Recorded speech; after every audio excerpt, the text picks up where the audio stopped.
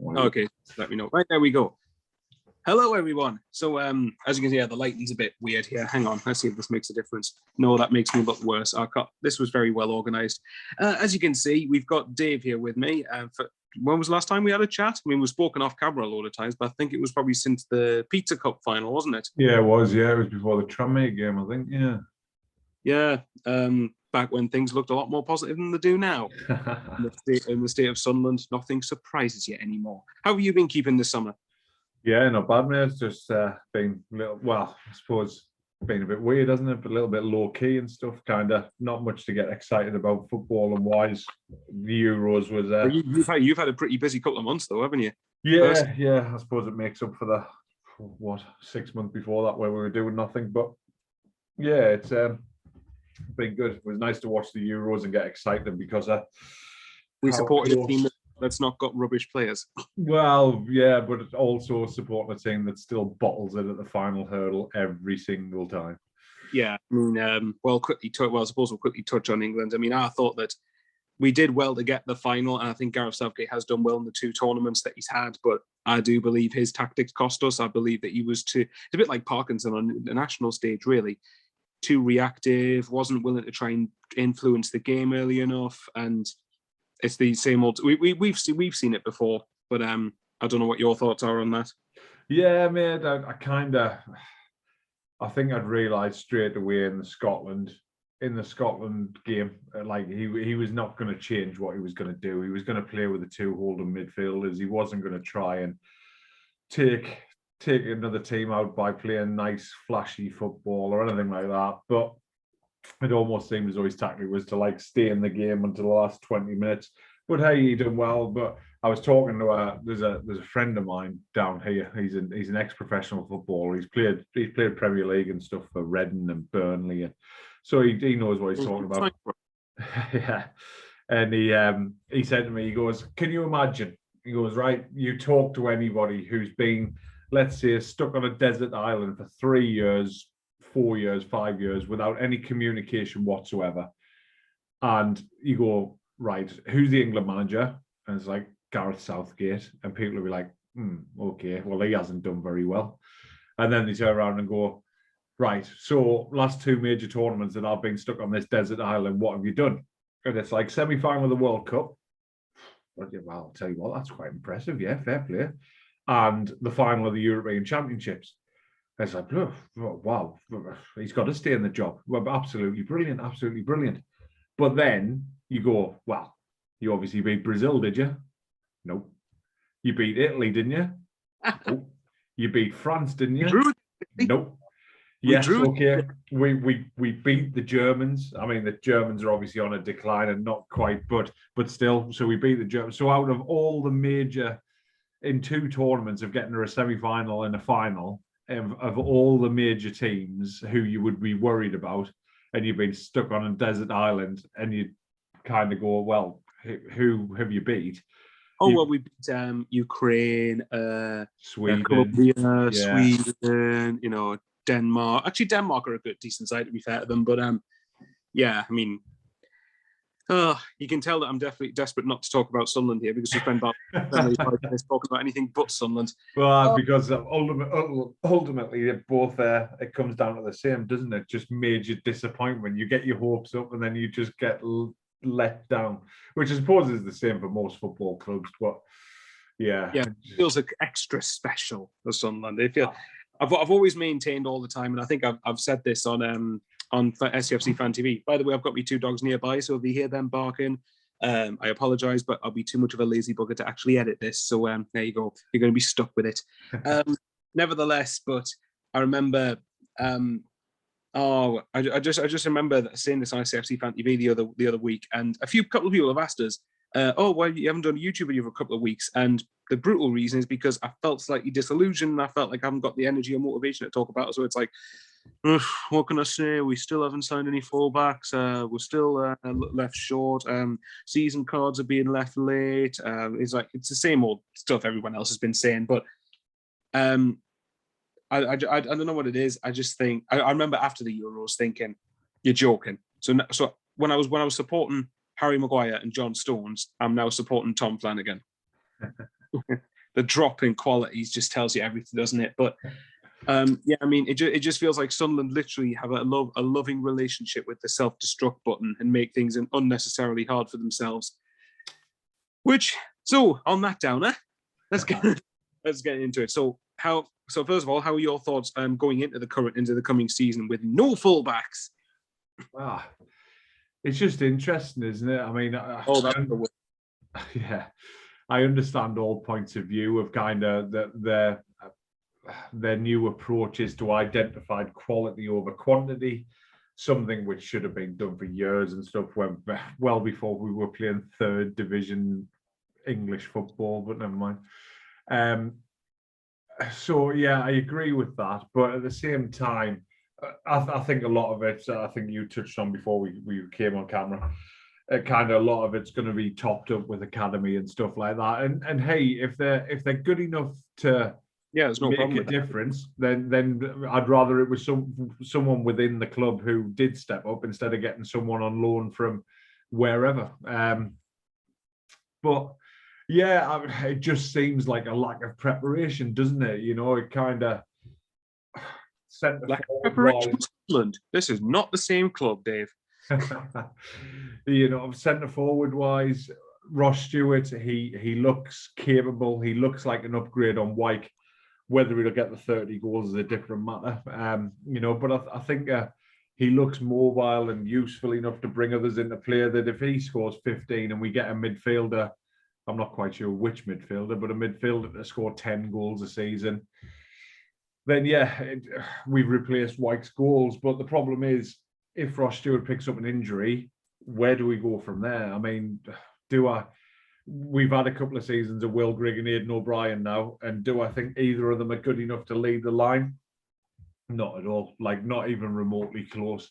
So it seems like all eggs are in Stewart's basket, unless of course we sign someone from on loan, which is probably what will happen. Who is it, Jebison or something like that? But yeah, it's just lack of preparation as per usual. No full. I mean, that's talking about centre forwards, and we've got one of them. So to have no fullbacks whatsoever, be hanging on Denver Hume's final word. It's just. Never mind, even if he re-signs, he's not going to be fit for the start of the season, is he? So effectively, we are going at the start of the season with no fullback one way or another. Yeah, exactly, and you know, Denver Hume divided opinion again at this level, didn't he? So you would have wanted someone, even if Hume does stay, you would have wanted someone who was going to push him very close to the first team, or even be better than him to make him improve a little bit. And that's not going to happen. I mean, Johnson did say a couple of weeks ago it could be the first 3 weeks before we have a settled back forward. It seems to be the back four which he's worried about most, but that doesn't help when within the first 3 weeks we'll have played 6 or 7 games, something like 5 games, 4 or 5 games, whatever it is. Yeah, exactly. So it's going to be. Well, the fact of the matter is, the club are putting pressure on themselves to do this. They're putting them pressure on themselves. Like, it's all well and good trying to hypothetically try and target better for. Well, we should be targeting better players than what you got anyway. But you know, if say for example this Liverpool kid, the Tony Gallagher, I'm assuming you heard the story around that, where basically Liverpool were prepared to let him go for free, but for some reason that wanted a sell-on clause in that, which I don't quite know why they'd have a right to it if they were letting him go for free. But nevertheless, we were all but to sign him, and then we pulled out at the last minute. And apparently, one of the alleged reasons is a target that's higher up our wish list became available. Now, the fact is that was probably about a week ago, and we still haven't seen anything. So I have no problem with them. I have no problem waiting if they've genuinely got better players, and I'm talking championship level players, to come into the squad and will instantly be better than the league. But the problem is you're then putting pressure on yourself to get those players by waiting so long. And especially if you don't get those players, you're going to be in for quite a bit of stick. Like I said, I mean, you touched on the strikers thing. Everyone knows my thoughts on Will Grigg. I still believe Will Grigg should be good enough to lead the line. There's no excuse for me not to be. Aidan O'Brien, tend to agree with you. I think Aidan O'Brien's a handy player to have in the squad. I wouldn't complain with that, but I'd want better than him starting. But again, we've left. Don't get me wrong. I think there is definitely a core of a good side in what we have. We're just missing key elements, which I know like sounds daft and stupid, but like for starters, fullbacks would be a good start. If you sign some fullbacks, maybe sign another centre half, because I think Bailey Wright's a competent defender at this level, but there's rumours about him going to Wigan potentially. Callum Doyle, I think, looks quite promising from what I've seen in pre-season, but again, we don't know what he's like in the league. But if pre-season's anything to go by, we should be okay, providing he stays fit. Embleton, I think's looked pretty good.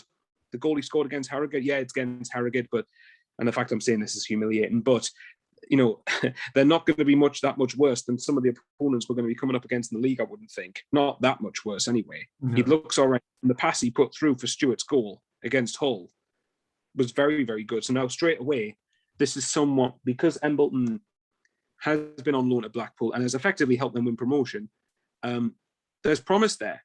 But as with every season that we're stuck down here, the pressure's on in the first few games to get a good start. I mean, if you look at the month of August, we've got, I think if I'm right, it's Wigan, MK Dons, Burton, Wimbledon, Wickham. Now, 3 of them are at home, and then obviously the 2 away games. One of them's just lost their manager as well. So, to me, I don't know what you think. To me, it looks like it's a case of get through August with what you've got, and then from September we'll start to see these players being better in at the side. Which isn't very well, which is all well and good if you get the results, but it's a bit of a risk that we're playing here.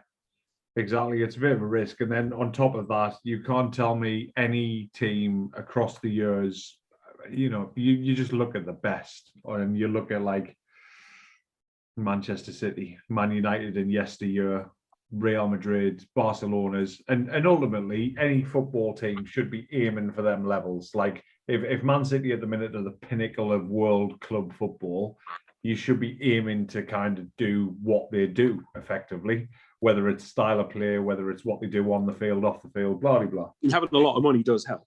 Well, it does help, yeah.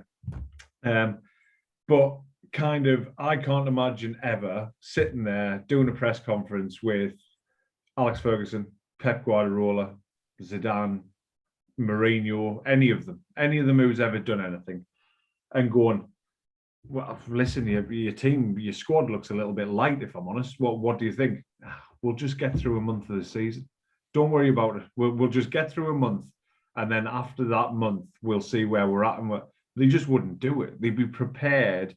And any title-winning team, any championship-winning team, and yes, you've got to take into account the level that you're at and stuff, but every team will have 2 very, very good, competent players in every position.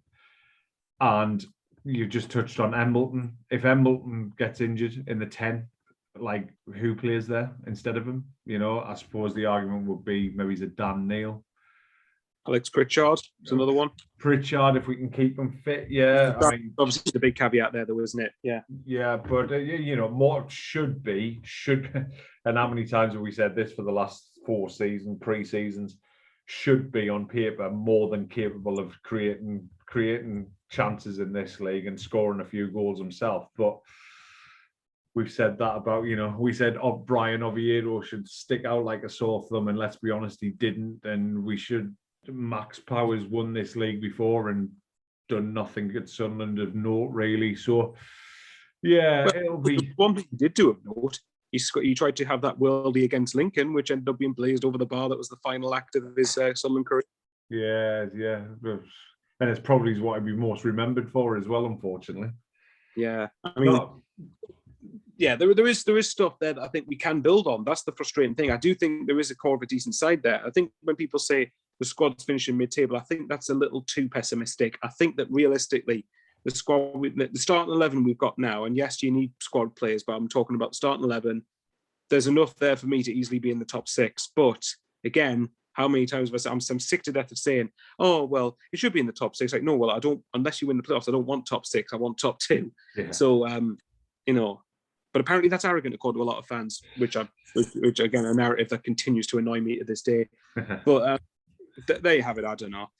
Okay, well, what's your thoughts on Lee Johnson then? Because he seems to be very divisive. Now, I spoke to a relative the other day who was very,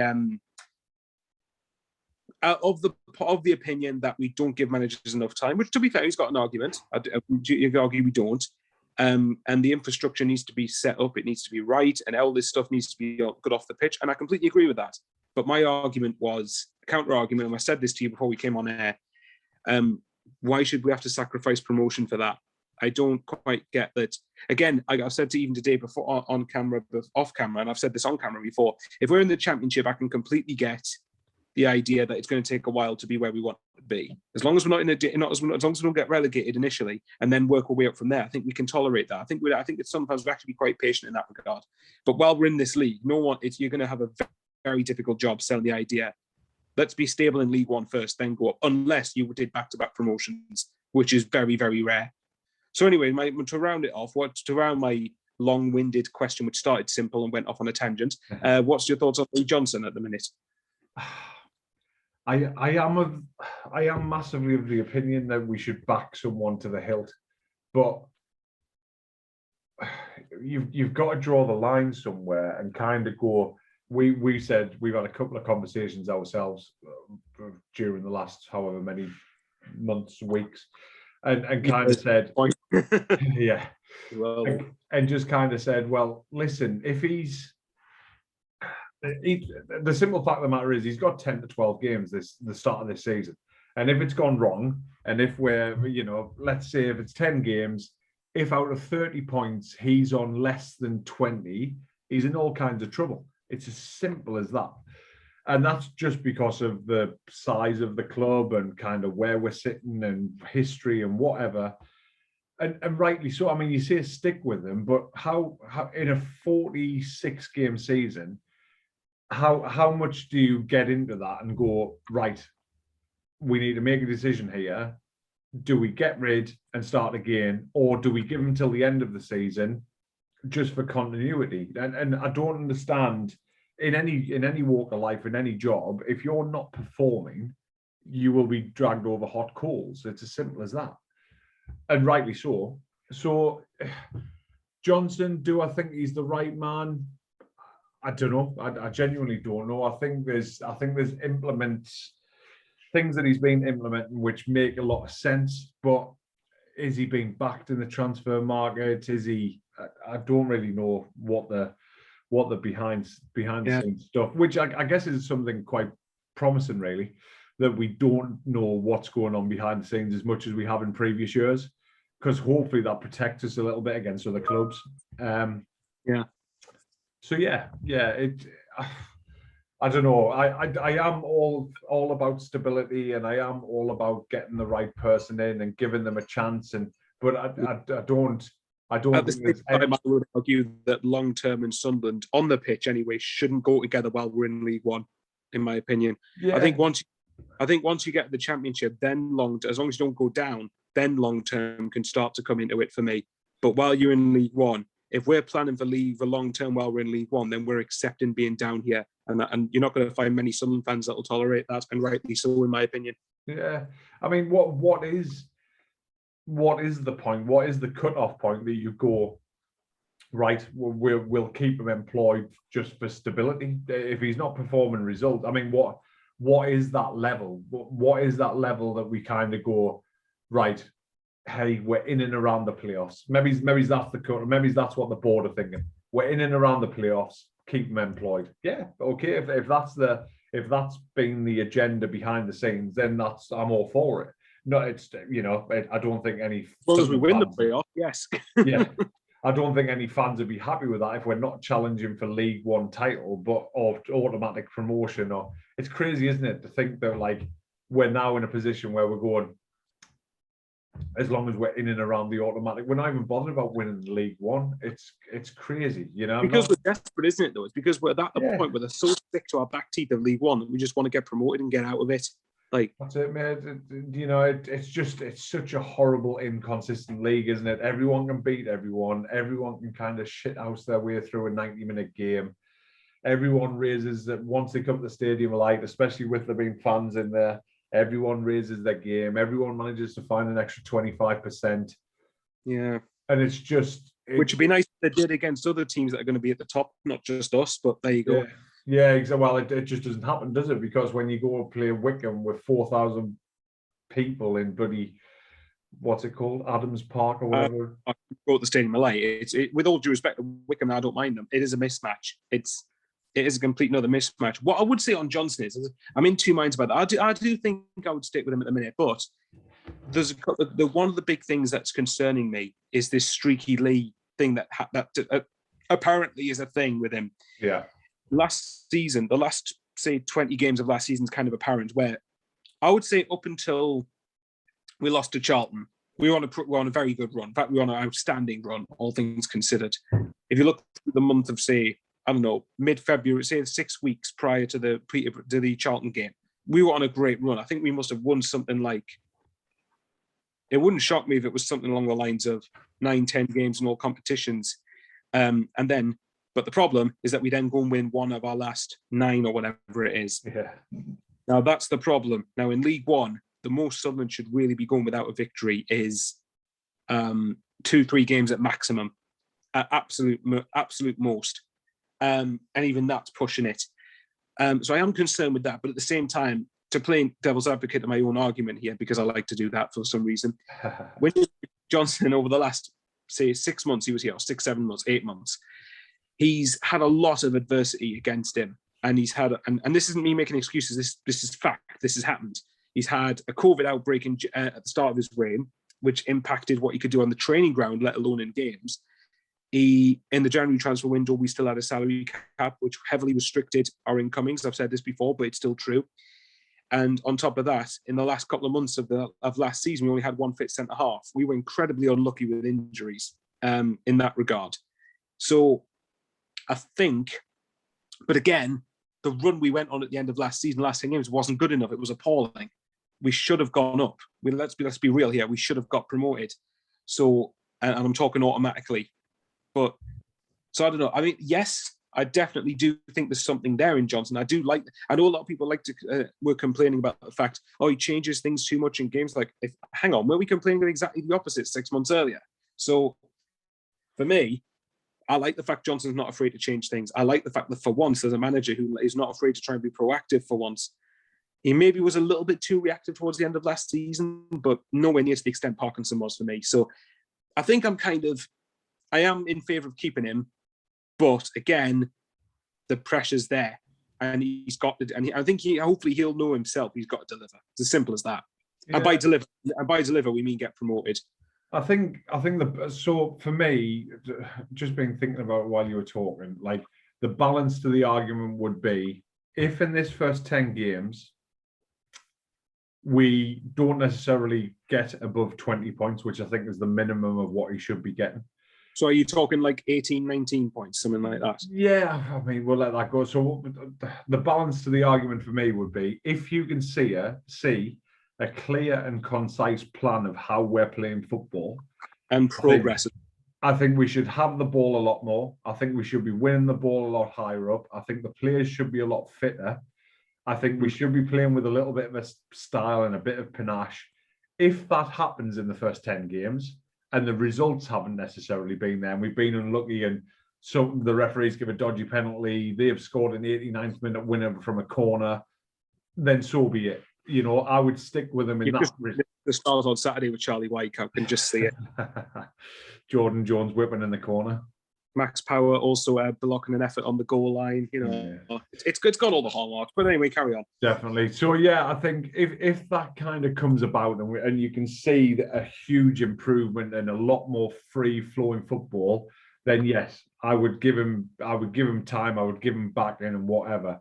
If in that first 10 games, the results aren't there and we've been flat and we've been shocking and we've been just very much like the last 3 years, I think he probably does deserve to go, doesn't he? I mean, what reason would you have to keep him, really? The results aren't there and the style of football hasn't changed.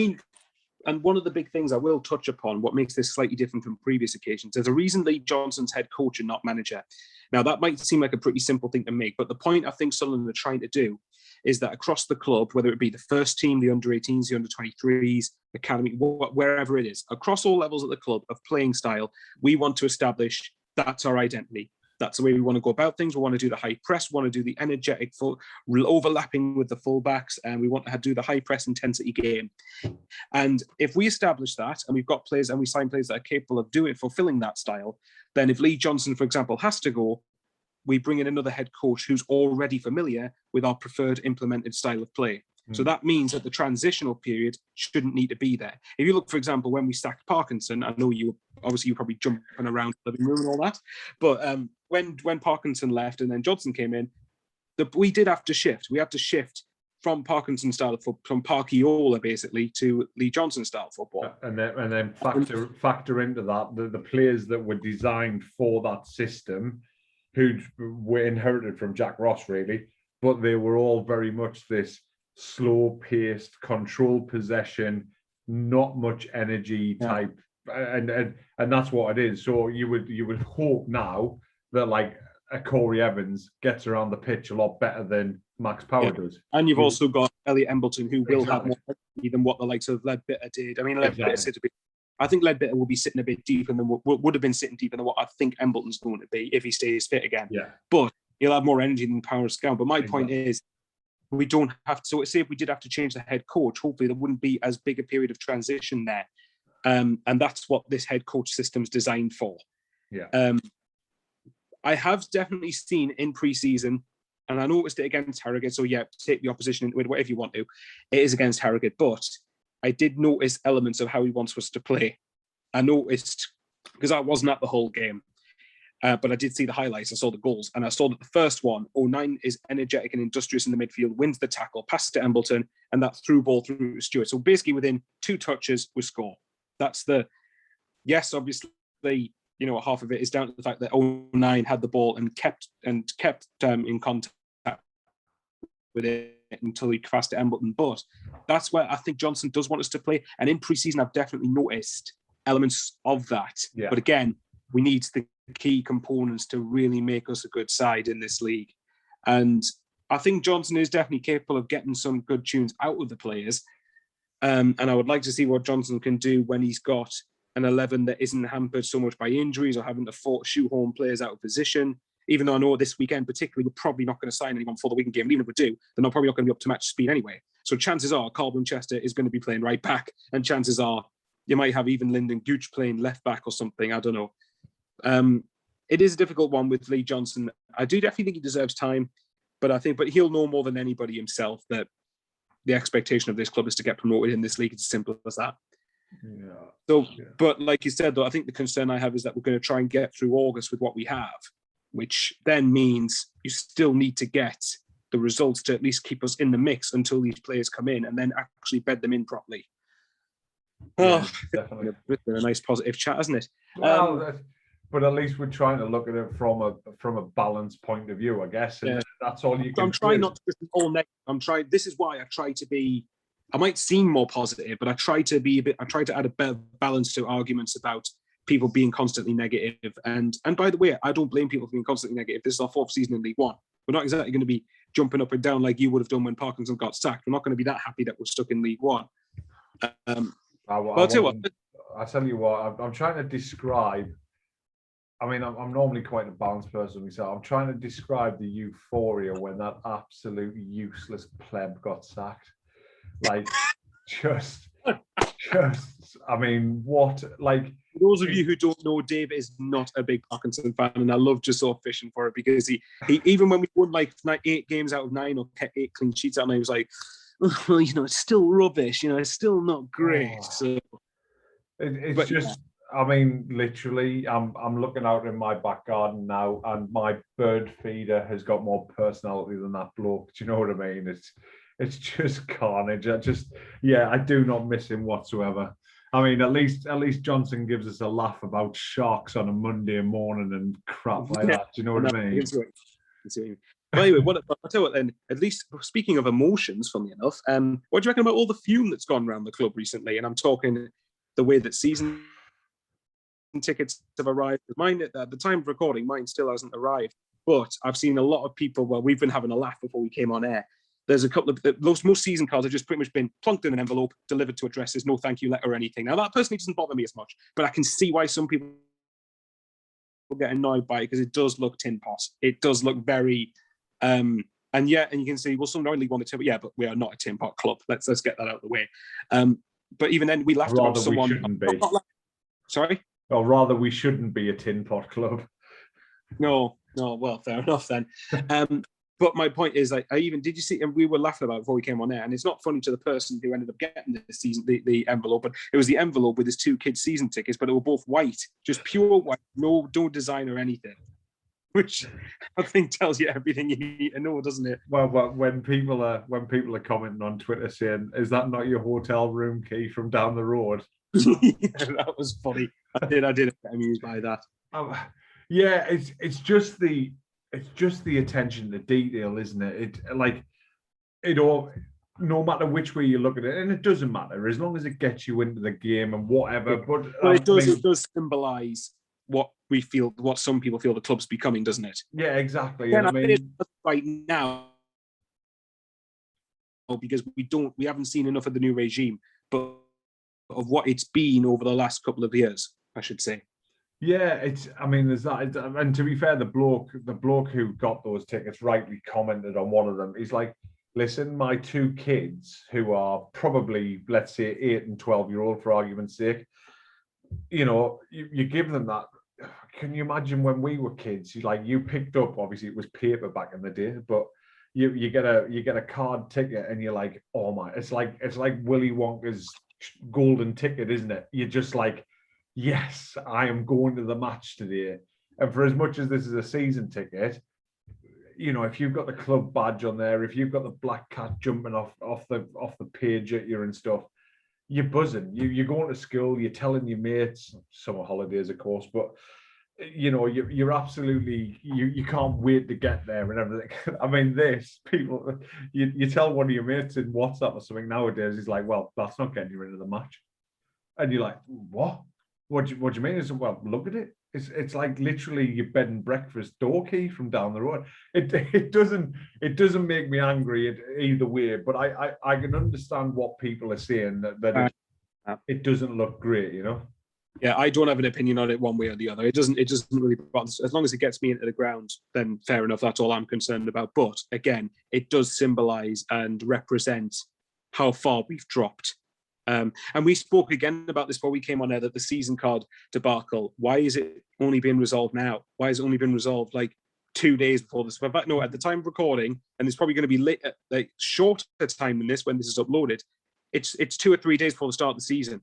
Like, why is it only just being done now? This should have been, I said this to you as well, off camera, this should have been done weeks ago. Yeah. It should have been done weeks ago. Definitely. I mean, all I can think of is maybe them cards are like they're maybe an indication of the style of football that we're going to play. Bland, just nothing about it. Right, that's it. I'm ending this video now. I'm getting too depressed. No, I just think you've got this. It's amazing, isn't it? You've got all this positivity around the fact that Dreyfus has come in and stuff like that. Then not a lot's happened, and because of the timing of it, and we haven't been promoted and whatever, and it's left everyone a little bit flat. Now, I haven't seen too many people. Again, it just amazes me how there is a core of football fans around, probably just with fishing rods out, to be fair. But there's a core of football fans who are like Sunderland fans. They're a joke. They're above their stations and whatever. Now, anyone who I interact with, and I haven't got many, like 800 and odd followers on Twitter, I probably actually talk to about 60 Sunderland fans on a regular basis. And I haven't heard any of them. And I'm not exaggerating. Out of those 60 people that I interact with, I haven't heard any of them say, Dreyfus has come in, we should be getting a £3 million player, we should be getting this. Literally everyone I have spoke to is just interested in loan signings, free transfers, maybe the odd £100,000 player. So there's this, like you've said a million times, there's this narrative that we're above our station. We're genuinely not. We're just genuinely like, we know what level we're at, and we're just asking for the bare minimum of like a team that tries, gives us something to hope and hang on to. And yeah, with the stuff. So if we weren't going to go out and sign £1 million players, £2.5 million players, which was never going to happen, even though we we were have realistic enough to know that. So yeah, could we not have at least made sure that the season cards came out with like a signed picture of the it's pointless having a signed picture of the squad because there's only be 5 players on it, but just a signed letter from KLD or something, like, you know. I mean, Doug, that's in itself, but like you said yourself, all we're asking for at the minute in the context of our history is to get promoted from League One. Yeah, and really that should, as this is going to sound disrespectful to the division, Sunderland shouldn't find it this difficult to go up from League One. We're still here 3 years after dropping, 4 seasons after dropping into it in the first place. Like, how on earth has this happened? Like, and that's the point. Like, this narrative, I won't go on about it too much because I think I did a whole video on this a year or so ago.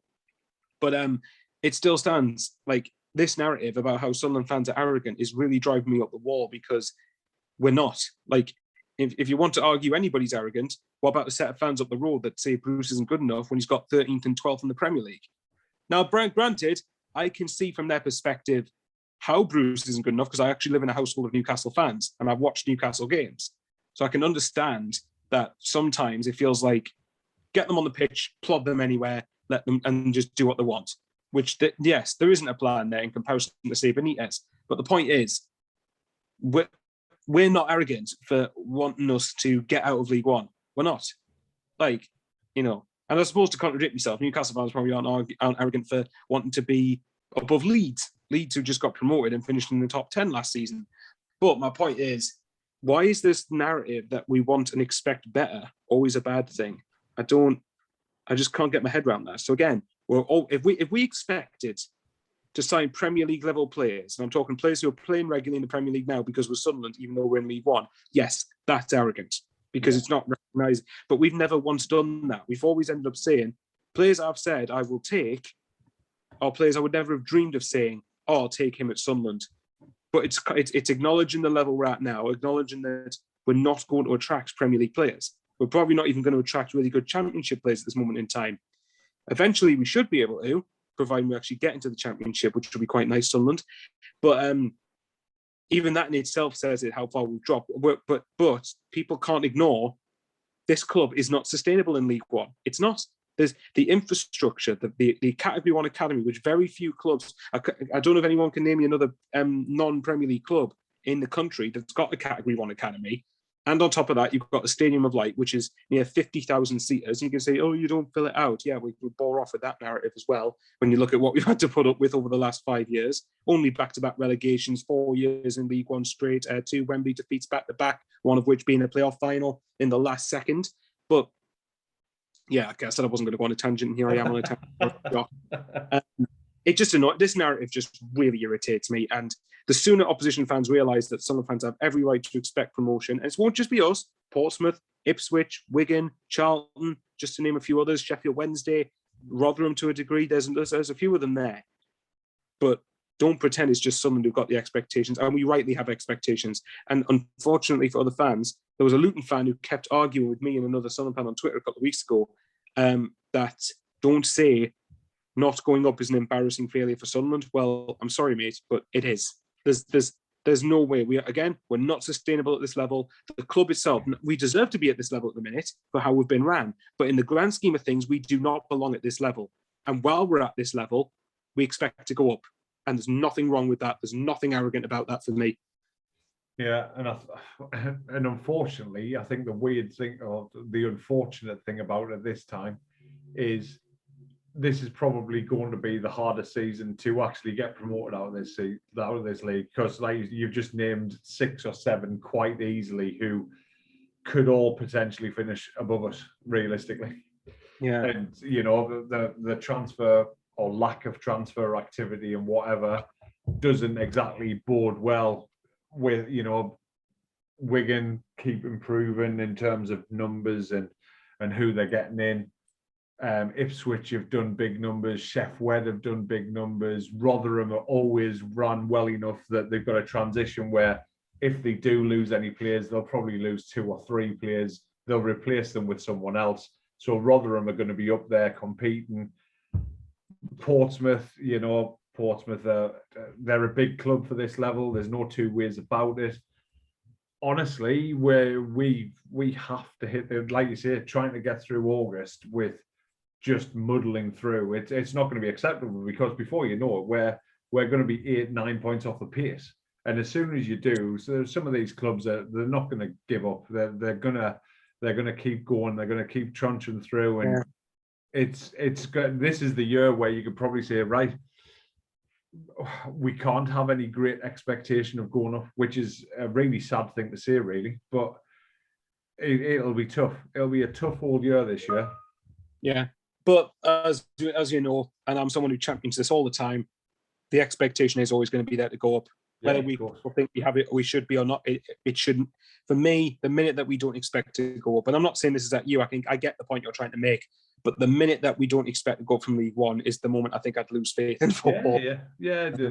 And to be honest, Michael, there's probably, you'd lose faith. The club would probably lose 18,000 fans as well, because, you know. Well, the thing I was going to bring on before, because I tried to remember, I was on SCFC Fantasy a couple of weeks ago, and one of the points I made was the old argument you always get: you support your club through the good and the bad. Right, hang on. So since I've started supporting Sunderland, this is 10 years. So I've witnessed 13th in the Prem. Okay, bare minimum of where Sunderland should be in the grand scheme of things, really. Then you look, 17th. Oh, okay. 15th, 16th. All right. 17th again. Well, that's fun. All right. Okay. Relegation. Another relegation. League One. 2 Wembley defeats. Still stuck in the 30th. Right, guys. I'm still waiting for the good. I'm still waiting for the good to come along. All I've known is bad. Can I have a bit of a balance, please? Can I have some good years now? You've won the pizza trophy. What more do you want? Yay. What a prestigious competition that is. It's about as prestigious. It's about the domestic version of the Europa Conference League. How prestigious that is. Yeah, don't get me wrong. That in context was fun winning at Wembley, but again, I would have sacrificed that in a heartbeat to go up. No doubt about it. There's no debating it with me. But this is the thing. Don't get me wrong. I'm never going to not love Sunderland. A lot of my income goes on Sunderland, and a lot of my emotional energy goes on Sunderland. Sunderland's a huge, probably about at least 50% of my life. Some of my close friends I've met, even meeting you through Sunderland, meeting, say, Sean through Sunderland, SCFC Fan TV, obviously through Sunderland. There's a lot of different things to consider there. But you're right. I think, and I've said this before as well, if we don't get out of this league soon, if we don't get promoted, well, how are you going to entice younger generations to follow Sunderland? Oh, do you want to watch us play Accrington Stanley again?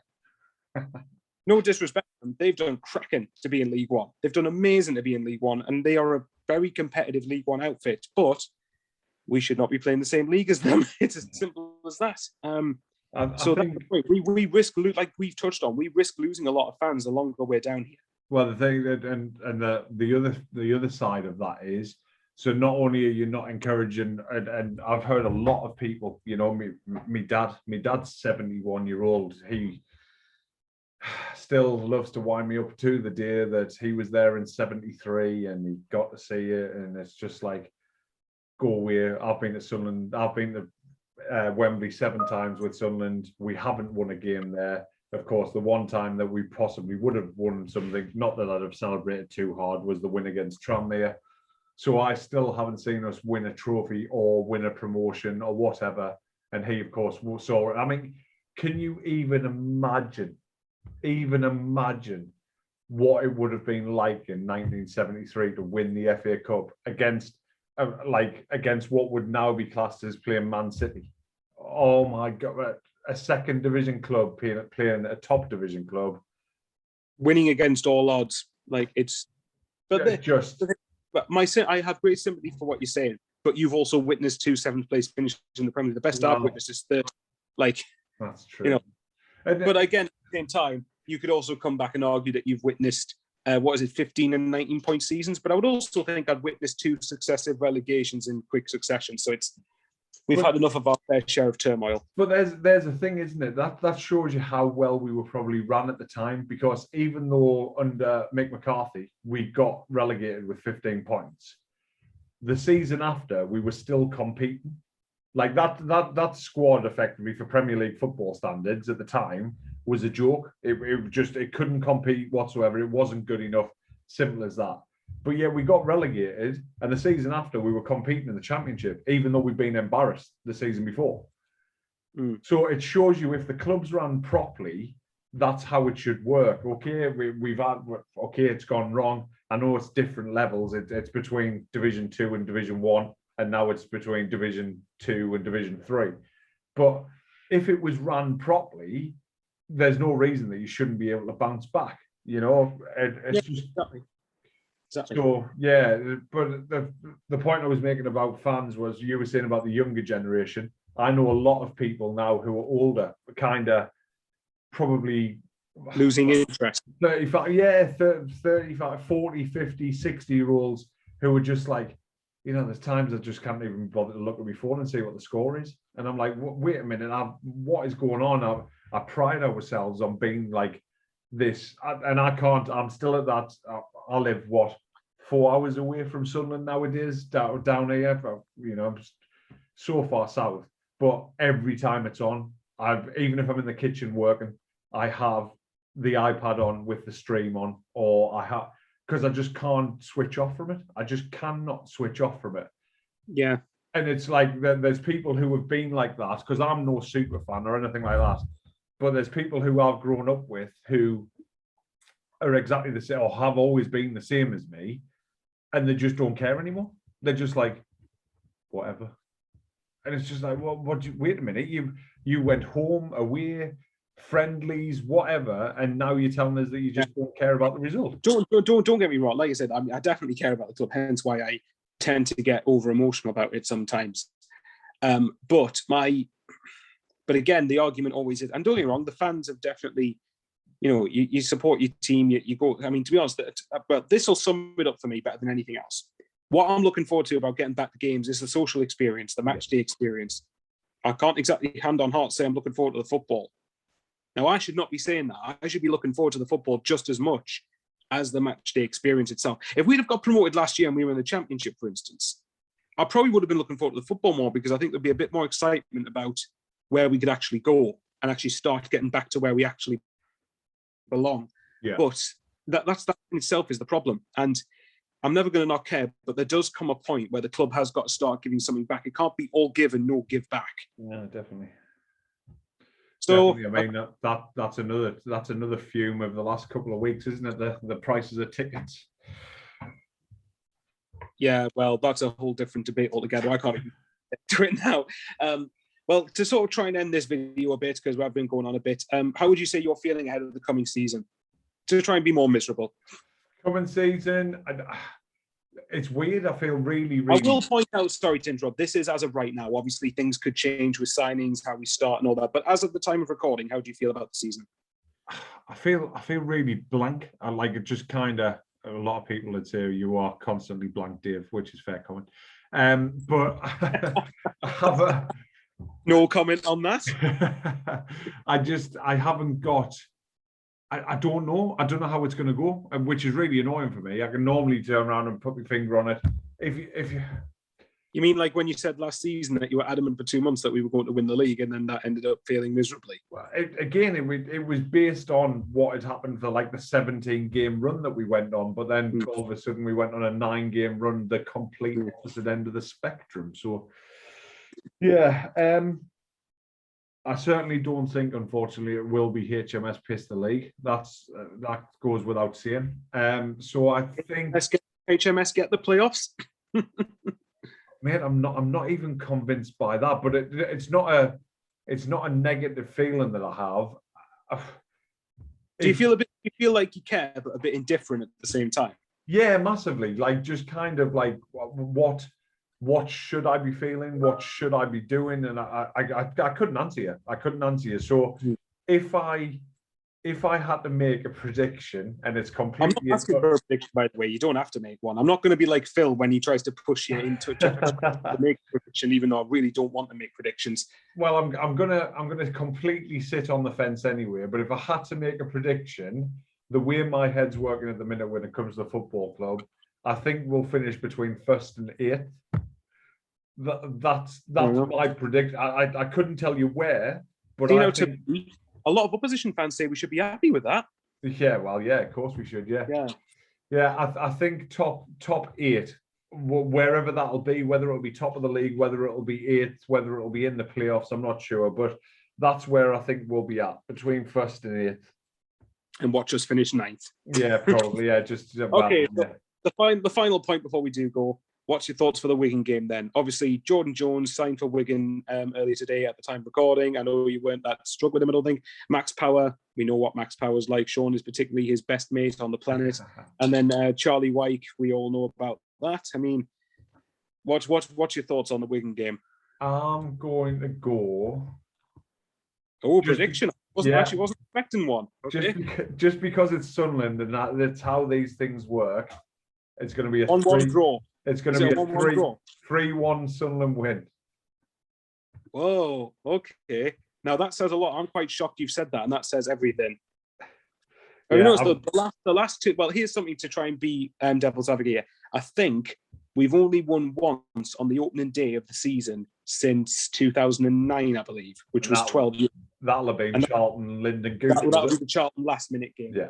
Other than that, it's either been a defeat or a draw. So the last 2 seasons, we have started the season with a 1-1 draw. So if we could go on better than that, Sunderland, then win, that'd be really nice. I think a win would definitely calm the fan base down a bit, and a win would definitely think, right, okay, we've got a win. Let's go from there, hopefully. But anyway, Dave, thanks very much. Actually, it was Dave's idea to do this, actually, funny enough. So thanks for suggesting it. It was actually a nice little funny chat, even though we were depressed for half of it. Pleasure, mate. Loved it as usual. No worries. And then we'll be back. Probably maybe we could do a video mid-season or whatever when Dave will then come out with HMS Piss the League, and then it'll be finish 6th. What? It's pointless doing a preview halfway through the season because we'll have already won the league by then. Oh, there it is. That's what we want to see. That's what we want to see. Oh god! Right, we'll end it on that to be funny and positive. Thanks to everyone who watched this. If you've got through this, however long it is at this point, probably about 35, 40 minutes at this stage, I would imagine.